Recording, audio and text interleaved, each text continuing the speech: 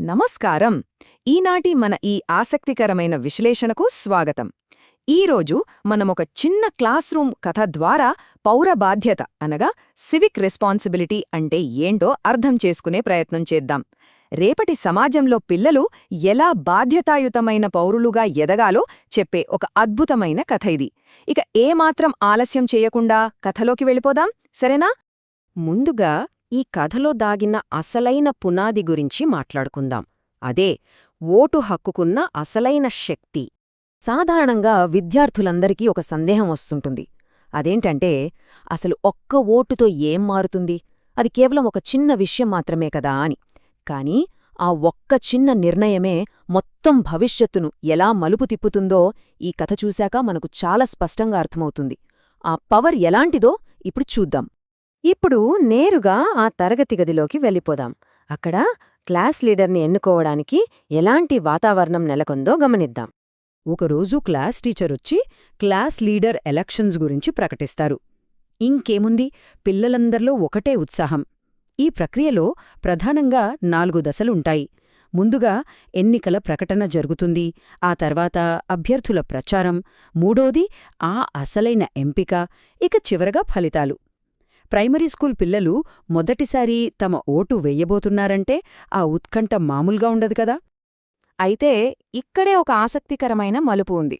ఈ ఎన్నికల్లో పోటీ చేస్తున్న ఇద్దరు విద్యార్థుల మధ్య ఉన్న స్పష్టమైన వ్యత్యాసమేంటో ఇప్పుడు తెలుసుకుందాం.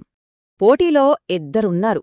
అందులో ఒక పిల్లాడి విధానం చూస్తే కేవలం ఓట్లు సంపాదించడమే లక్ష్యంగా తోటి పిల్లలందరికీ స్వీట్లు, బహుమతులు పంచుతున్నాడు. అదొక షార్ట్కట్ అనమాట.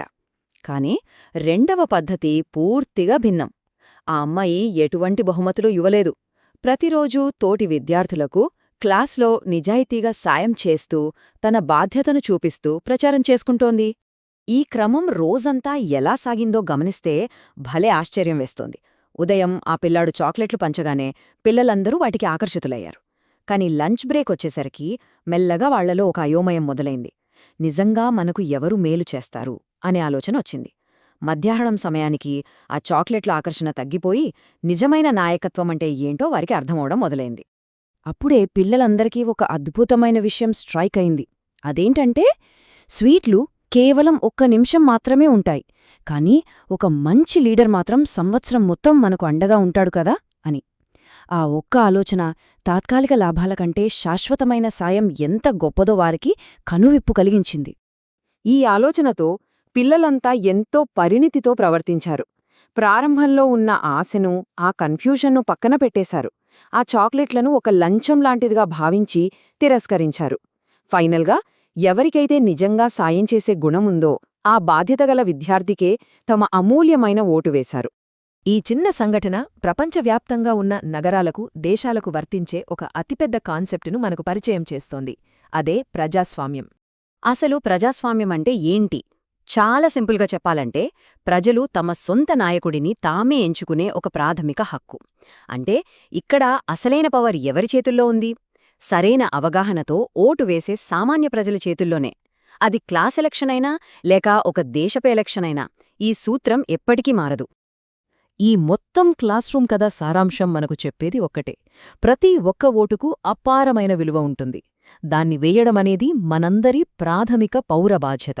సమాజాన్ని, మన చుట్టూ ఉన్న వాతావరణాన్ని సరైన మార్గంలో తీర్చిదిద్దే నిజమైన పవర్ మనకు ఇచ్చేది ఈ ఓటు హక్కు మాత్రమే. సరే, ఈ మొత్తం విషయాలను ఒక్కసారి బేరీజు వేసుకుంటే రేపటి పౌరులైన ఆ విద్యార్థులు నేర్చుకున్న అసలైన నీతి ఏంటో చూద్దాం. మనం ఎప్పటికీ మర్చిపోకూడని ఒక బలమైన సందేశం ఇక్కడ ఉంది. నాయకులని ఎంచుకునేటప్పుడు వాళ్లకున్న మంచి మనసు, ఆ సహాయపడే గుణం ఆధారంగా ఎంచుకోవాలి తప్ప డబ్బుల కోసమో, ఇలాంటి బహుమతుల కోసమో ఎప్పుడూ ఆశపడకూడదు. ఎందుకంటే నిజమైన నాయకత్వాన్ని ఎన్నటికీ వెలకట్టి కొనలేము. ముగించే ముందు ఒక చిన్న ఆలోచన చేద్దాం. రేపు ఈ పిల్లలే పెద్దవాళ్లే నిజమైన ఎన్నికలలో ఓటు వేసే సమయం వచ్చినప్పుడు ఇలాంటి చిన్ననాటి పాఠాలు వారి నిర్ణయాలను ఎంత అద్భుతంగా మారుస్తాయి కదా. తరగతి గదిలో నాటిన ఈ చిన్న బీజం భవిష్యత్తులో ప్రజాస్వామ్యాన్ని ఇంకెంత దృఢంగా మారుస్తుందో ఆలోచించండి. ఇది మనందరం గుర్తుంచుకోవాల్సిన విషయం. ఇక సెలవు.